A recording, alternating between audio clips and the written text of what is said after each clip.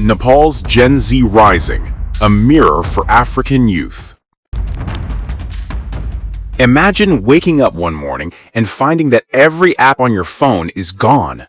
No WhatsApp, no Facebook, no Instagram, no YouTube, no way to share your jokes, your struggles, or your dreams. No platform to speak, to protest, or even to hustle. Ha! That is what happened in Nepal, a small country in the Himalayas squeezed between India and China. For its young people, it was more than a technical problem. It felt like someone stealing their voice. In early September 2025, the government announced that 26 major social media platforms were banned. Officials said the companies had not registered with the state.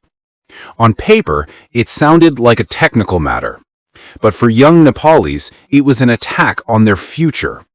Social media for them is not just entertainment. It is where jobs are found, businesses are run, money is earned, and families abroad are reached.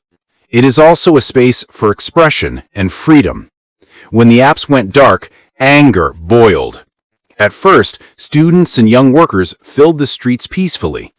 They carried placards that read, "We need our voice back," and "We are the future, not the enemy." Some danced and sang folk songs in defiance. Others streamed the protests using VPNs. But the government responded with tear gas, rubber bullets, and arrests. Suddenly, what began as peaceful chants turned into fiery rebellion. Young people from across the country joined in. Roads were blocked. Tires burned. Crowds stormed the parliament building. Several government offices were vandalized. By the end, dozens had lost their lives and hundreds were wounded. The protests had moved beyond the social media ban. They became a cry against years of corruption, nepotism, and inequality. For too long, Nepal's political elites had lived in wealth and privilege, while young people faced unemployment or were forced to leave home to work abroad. Gen Z had finally said enough. Under growing pressure, Prime Minister KP Sharma Oli resigned. Few had believed that a generation mocked as too young could force out a sitting leader, but they did. An interim government was put in place, promising elections and reforms. For the first time in years, Nepali youth felt the system had been shaken. Then came a surprising twist. After the chaos, the same young people returned to the streets with brooms, paint, and trash bags. They cleaned roads, repainted walls, and even returned looted property.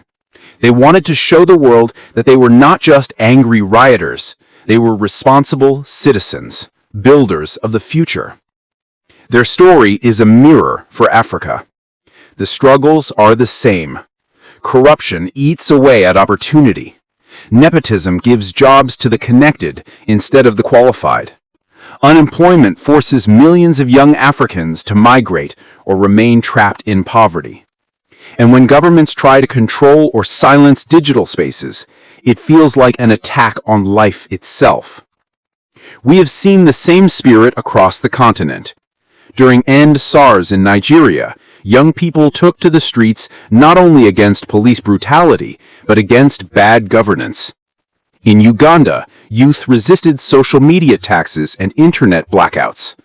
In Sudan, it was young people who stood at the front lines of revolution, singing even when bullets rained. Different continents, the same cry.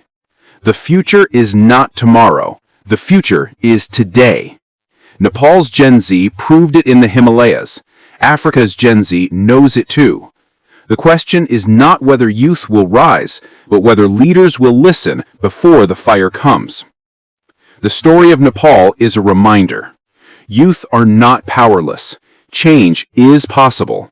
And when the young rise with courage and responsibility, no system of corruption can stand forever. This is where Nepal's story meets Africa's story.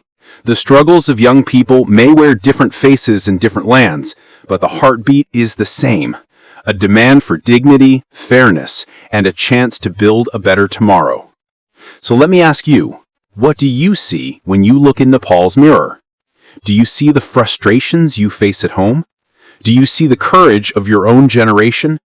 Do you believe African youth can also rise with the same unity, the same responsibility, and the same refusal to be silenced? I'd love to hear your thoughts.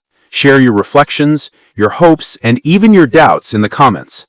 Let this not just be a story we read, but a spark for the conversations and actions that Africa's Gen Z needs today. Because the truth is simple: the future will not wait. The question is, are we ready to claim it?